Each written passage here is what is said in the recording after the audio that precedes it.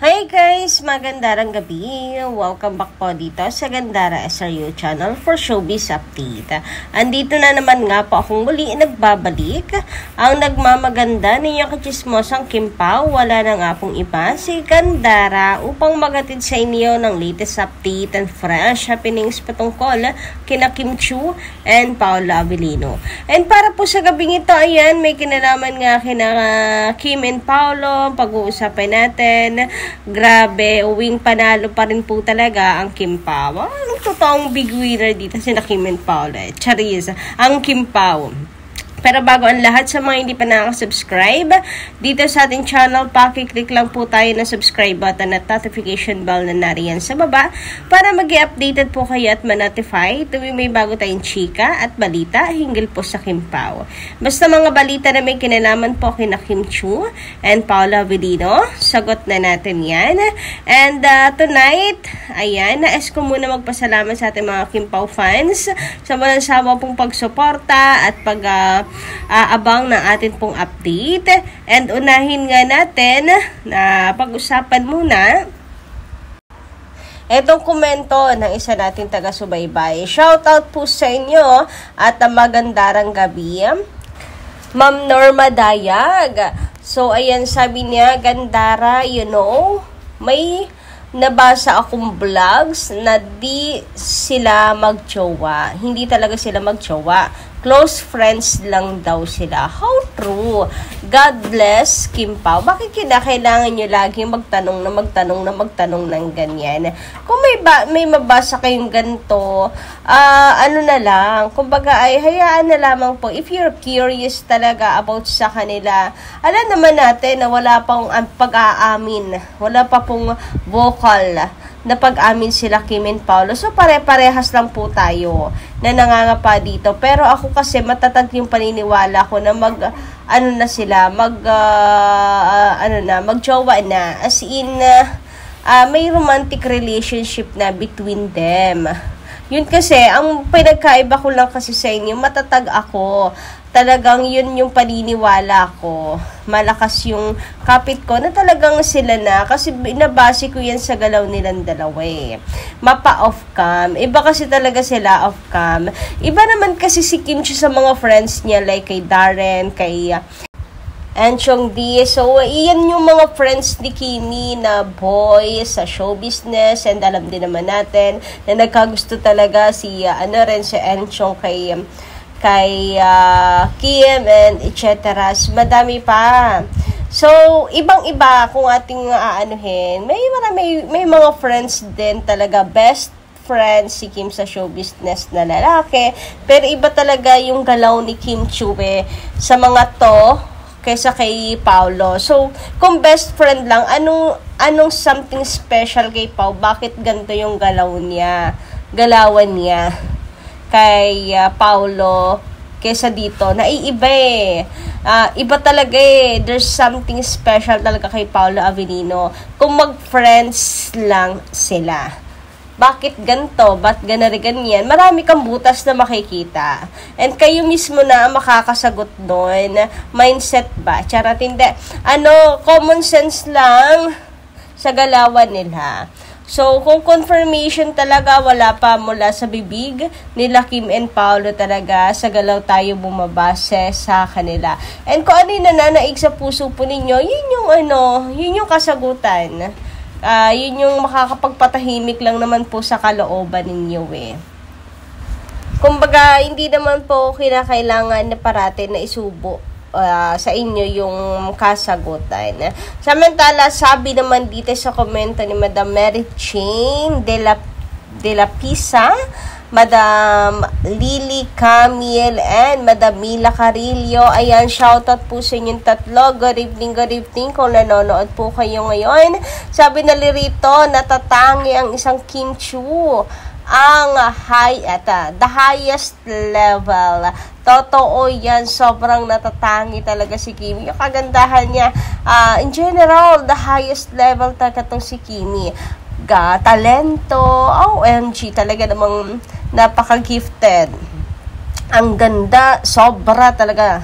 Napaka-gifted din sa ganda. kung ano yung mga narating niya ngayon, high to the highest level na rin ang narating niya sa show business ngayon. Mapapasana all ka lang talaga si Sang Kim Chiu. Ito pa, in any angle of her face, very pretty Kim Chiu, totoo yan. Sobrang ganda talaga ni Kimi, lalo na ng PBB night. Gustong gusto ko talaga yung suot niya, kasuotan niya, yung ayos niya, super pretty. Sabi, napaka-elegant. Grabe yun. Sabi naman dito ni Madam Mila, Kim, kagwapa kaayo. Tumaba ka sana. Panatalihin mo ang kilos para kang diwata. Dumating sa amin. Idol Kim Pao, proud kami sa kanila ni Pao. God bless, nandito lang kami sa paligid. Thank you, Lord. Gabayan mo pa ang Kim Pao. Grabe naman sa tumaba ka sana. Pero Madam Mila, to be honest, napapansin ko kahit si Kimi busyhan, chumachabi yung face niya. Nagkakalaman si Kim Chiu. Ewan ko kung sa paningin ko lang yon or dala ng kanyang hair. Pero hindi, kasi bago pa rin siya magpagupit, napansin ko na rin yun, di ba? Ewan ko kung napapansin nyo rin siya. Pero bagay naman kay Kimi, yung kanya pong katawan. Healthy nga po si Kim Chiu kahit payat man sa paningin ng iba, pero ang healthy nun. Ang healthy ni Kim Chiu, tingnan mo naman bugbog sarado sa trabaho yan, pero madalang magkasakit yan si Kim Chiu talaga, as in. Hiling ko nga lang kay Kim, sa sakit, ano tayo dyan kumbaga ay panatag tayo kay Kim kasi napaka-healthy. Sa mga ginagawa niyo na lang doble ingat. Iwas-iwasan na yung mga agaw-buhay na mga performances dahil dyan mahilig si Kimi sus ko. Diba? Samantala, ito namang KP community. Alam mo, pinag-uusapan po ito, lalo na after nga sang PBB Big Night. Kasi nga, di ba, PBB, bahay ni Kuya, BNK.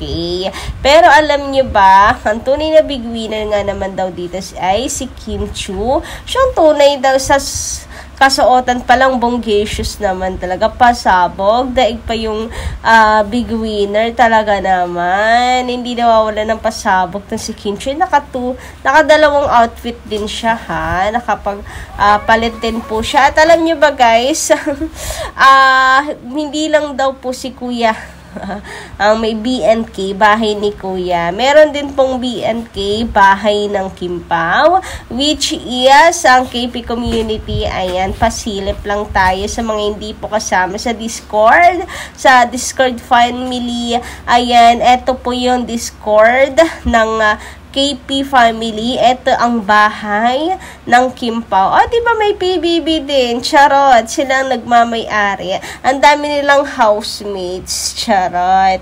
Pero yes, sa true, talagang panalong-panalo. Lagi naman po ang Kim Pao. Si Kim, always panalo sa buhay. Si Paolo Avellino, nasa winning strike na ngayon ang buhay niya mula nung napunta or nag-cross yung landas nila ni Kim Chiu. Diba? Are you agree? Nasa winning streak ngayon ang season ng buhay niya, si Paolo Avellino. And syempre, ang Kim Pao fans, waging-wagi naman talaga. Lalo na tuwing may mga paayudas. Bongga talaga yan. Natawa nga ako kasi babalik na daw. Uwi na sa bahay si Kim Chiu sa kanyang bahay. Bahay ng Kim Pao. Bahay ni Kim Pao. Huy, grabe nga naman yun. Paanong ba? Sa totoong buhay. Charat! Pasilip naman po. Kim and Paula, baka naman. Charot. So, ang dami rin pinag-uusapan din yan dati about sa bahay na yan, etc. So, wali lang complete details about that. Pero, yeah, pinag-uusapan siya ng mga Kim Pao fans. And, ayun, antay-antay na lang po tayo ng update. Baka may bagong task sa bahay ng Kim Pao. Anyway, hanggang dito lang muna aking update. Thank you so much guys sa inyong pakikinig. Ayan, maraming salamat sa inyong pagtutok parate. And kita-kits tayo sa mga susunod ko pa pong balita about sa Kim Pao. Yun lang. God bless.